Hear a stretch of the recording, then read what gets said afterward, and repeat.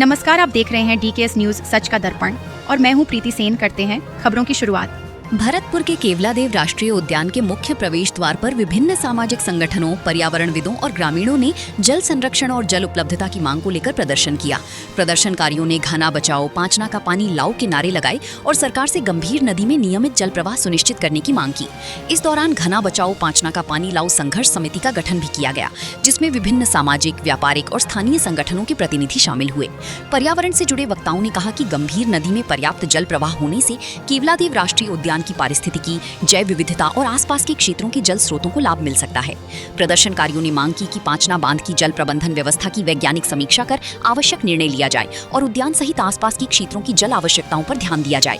उन्होंने ये भी कहा कि यदि उनकी मांगों पर उचित निर्णय नहीं लिया गया तो आंदोलन को आगे भी जारी रखा जाएगा।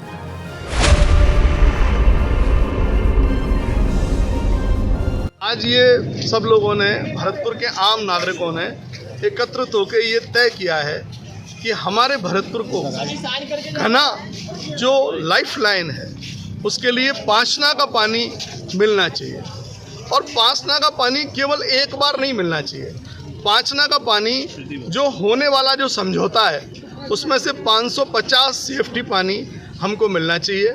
और इसके लिए जो दो पक्षों के वहाँ समझौते होते आए हैं अब तक, हमको भी उस समझौते में शामिल किया जाए और भरतपुर को पांचना का पानी घने के लिए स्पेशली सुनिश्चित किया जाए, क्योंकि घने में पांचना के पानी में ही जलचर है, पांचना के पानी में ही वो औषधीय गुण हैं जो कि बाहर से माइग्रेटरी बर्ड्स उनको लेने आते हैं, छोटी मछलियाँ आती हैं, छोटे छोटे वनस्पति आते हैं। तो पांचना का पानी होगा तो भरतपुर का घना बचेगा, और यदि भरतपुर का घना नहीं बचा तो लाखों लोग जो इसकी रोजी रोटी से जुड़े हुए हैं वो उजाड़ हो जाएंगे।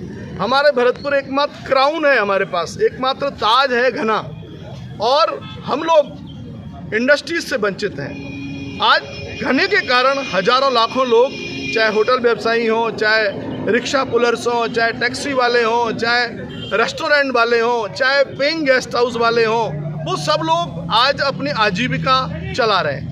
लेकिन यदि घना धीरे धीरे उजड़ने की स्थिति में आ रहा है, घने में आपको पता है 2 साल पहले वर्ल्ड हेरिटेज का दर्जा छीनने की बारी थी।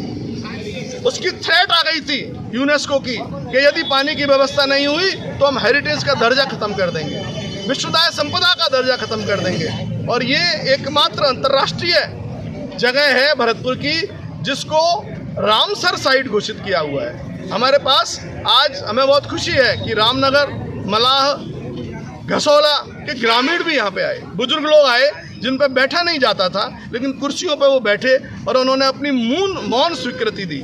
आज हमारे इस आंदोलन का एकमात्र उद्देश्य है कि सरकार तक हमारी बात पहुँचाएं कि हमारा पानी हमको मिलना चाहिए।